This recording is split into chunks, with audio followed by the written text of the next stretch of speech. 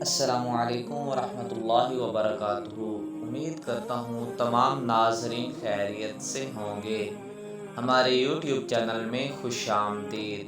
آج ہم بیان کریں گے کہ 14ویں پارے میں اللہ تعالیٰ نے کون کون سے احکامات نازل کیے ہیں۔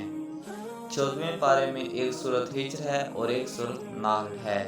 سورۃ ہجر میں کفار کی آرزو، قرآن کی حفاظت، انسان اور جنات کی تخلیق، 3 واقعات، ابراہیم علیہ السلام کو بیٹے کی خوشخبری، لوط علیہ السلام کی قوم پر اللہ کا عذاب، ہجر یعنی قوم سمود کے بارے میں، مشرکین مکہ اور نبی پاک صلی اللہ علیہ وسلم۔ کفار کی آرزو۔ آخرت میں جب کفار مسلمانوں کو عیش و عشرت میں اور خود کو عذاب میں دیکھیں گے تو تمنا کریں گے کہ کاش وہ بھی مسلمان ہو گئے ہوتے۔ یہ آیت نمبر 2 میں بیان کیا گیا ہے۔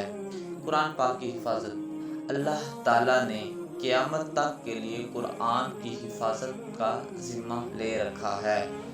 اللہ تعالیٰ آیت نمبر 9 میں فرماتا ہے اِنَّا نَحْنُ نَزَّلْنَا الذِّکْرَ وَإِنَّا لَهُ لَحَافِظُونَ۔ ہم نے ہی قرآن نازل کیا اور ہم ہی اس کی حفاظت کرنے والے ہیں۔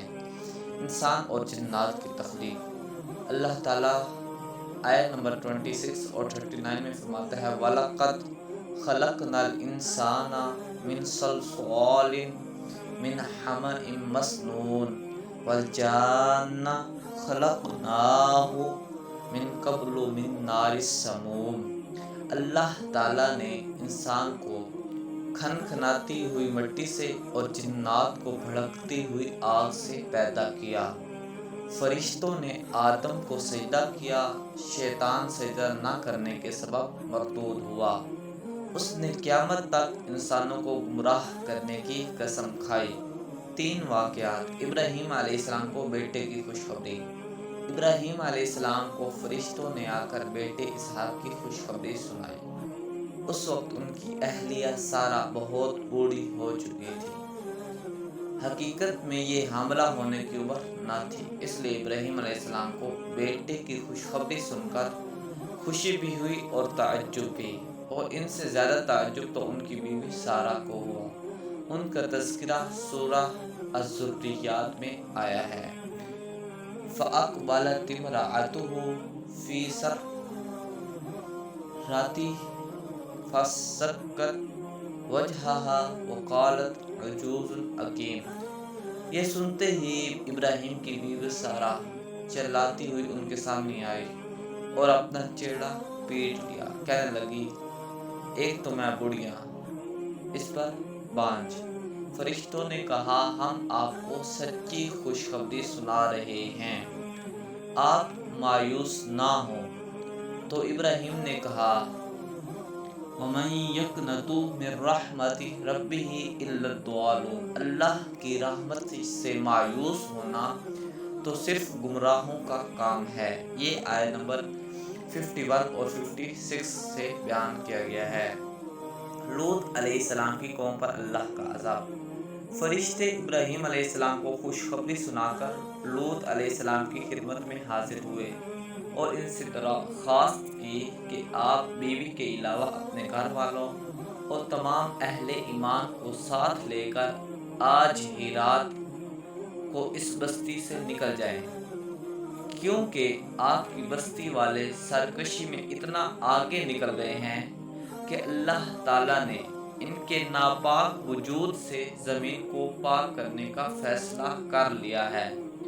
صبح ہوتے ہی ان کی جڑ کاٹ دی جائے گی۔ قوم لوط کا ایک بھیانک جرم یہ تھا کہ وہ عورتوں کی بجائے مردوں سے ہی شہوانی خواہشات پوری کرتے تھے، یعنی وہ ہم جنس پرستی کا شکار تھے۔ اسی لیے جب اللہ تعالیٰ نے فرشتوں کو خوبصورت اور حسین نوجوانوں کی شکل میں بھیجا تو وہ ان کے ساتھ زیادتی کرنے کی کوشش کرنے لگے۔ لوط علیہ السلام خوف زدہ ہوئے، لیکن فرشتوں نے ان سے کہا آپ فکر نہ کریں، یہ ہم تک نہیں پہنچ سکیں گے۔ اس کے بعد فرشتے نکل گئے اور لوط علیہ السلام اہل ایمان کے ساتھ بستی چھوڑ کر چلے گئے۔ پھر کیا تھا؟ کافر پر نشانے زد پتھر برسائے گئے، اور اس قوم کو اللہ نے لوگوں کے لیے نشان عبرت بنا دیا۔ ظہیر مردار وہی ہے جس میں آج بھی کوئی جاندار نہیں پائے جاتے۔ یہ آیت نمبر 57 سے 75 تک بیان کیا گیا۔ ہجر یعنی قوم سمود کے بارے میں اس سورہ کا نام الحجر ہے۔ اصحاب ہجر سے مراد قوم سمود ہی ہے۔ انہوں نے ظلم و زیادتی کو اپنا شعار بنا لیا تھا اور بار بار سمجھانے کے باوجود بت پرستی کو چھوڑنے کے لیے تیار نہیں ہو رہے تھے۔ انہیں مختلف معجزات دکھائے گئے، بالخصوص پہاڑی چٹان سے اونٹنی کی ولادت کا معجزہ، جو کہ حقیقت میں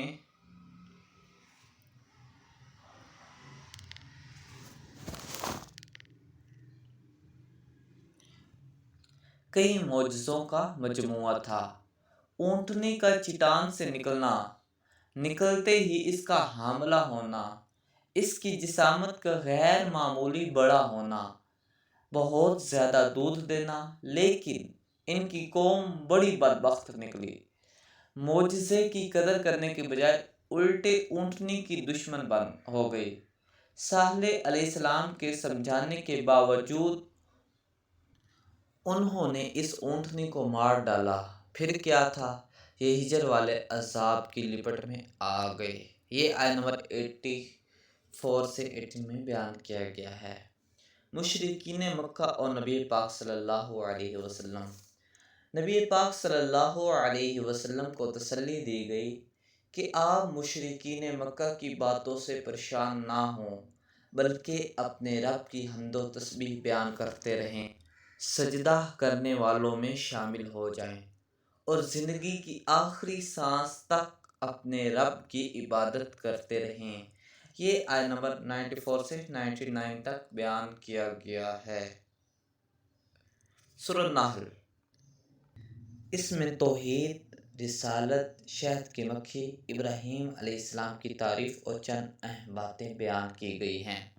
توحید: اللہ تعالیٰ نے زمین کو فرش اور آسمان کو چھت بنایا، انسان کو نطفے سے پیدا کیا، چوپائے پیدا کیے جن میں متعدد منافع ہیں، جس سے تم گرم کپڑے، گوبر اور خون کے بیج سے سفید شفاف دودھ اور گوشت حاصل کرتے ہو۔ اسی نے گھوڑے، خچر اور گدھے پیدا کیے جو سواری اور سامان کو ایک جگہ سے دوسری جگہ منتقل کرنے کے کام آتے ہیں، اور ان میں رونق اور زین بھی ہوتی ہے۔ اللہ بارش برساتا ہے، پھر اس بارش سے زیتون، کھجور، انگور اور دوسرے بہت سے لذیذہ میوہ جات، پھل اور غلے پیدا کرتا ہے۔ رات اور دن، سورج اور چاند اور ستاروں کو اسی نے انسان کی خدمت میں لگا رکھا ہے۔ دریاؤں سے تازہ گوشت اور زیور یہ مہیا کرتا ہے۔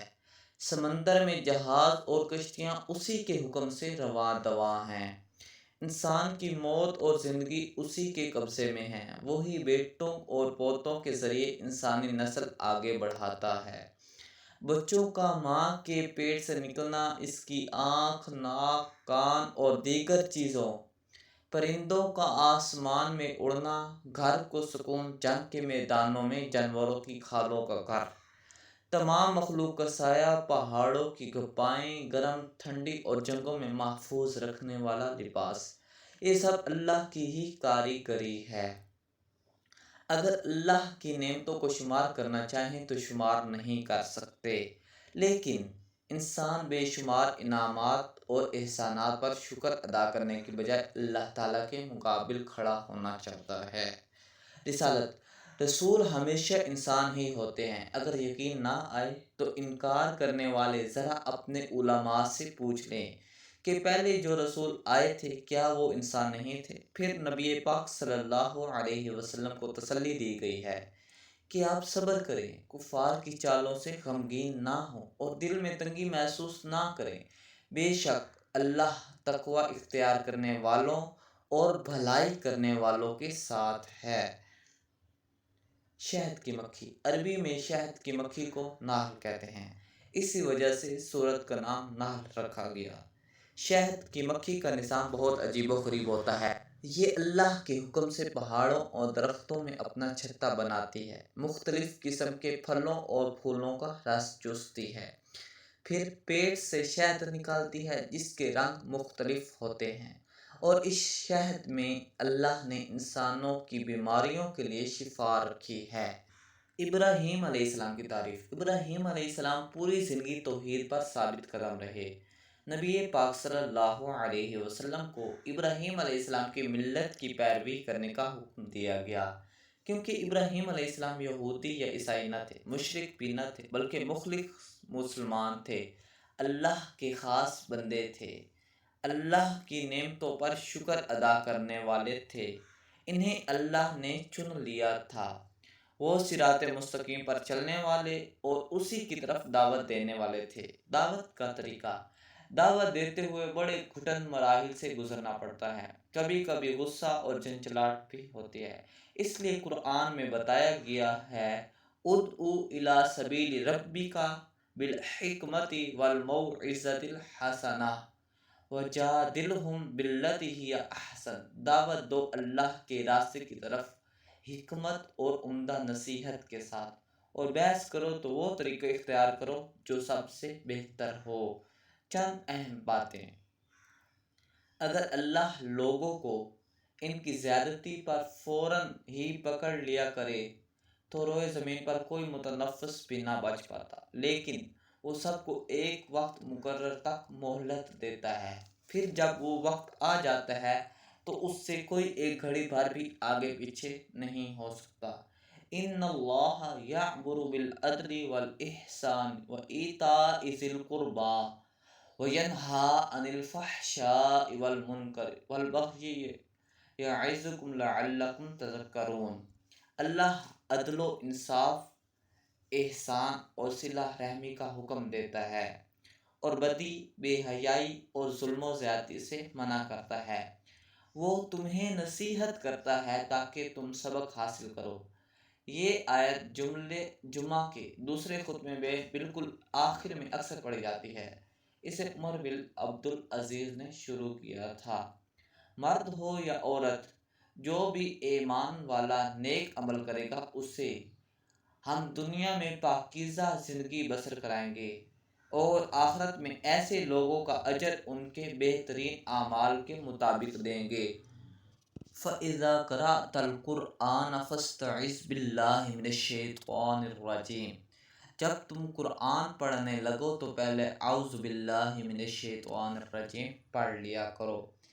انما حرم علیکم المیتۃ والدم ولحم الخنزیر وما اہل لغیر اللہ بہ فمن اضطر غیر باغ ولا عاد فإن اللہ غفور رحیم۔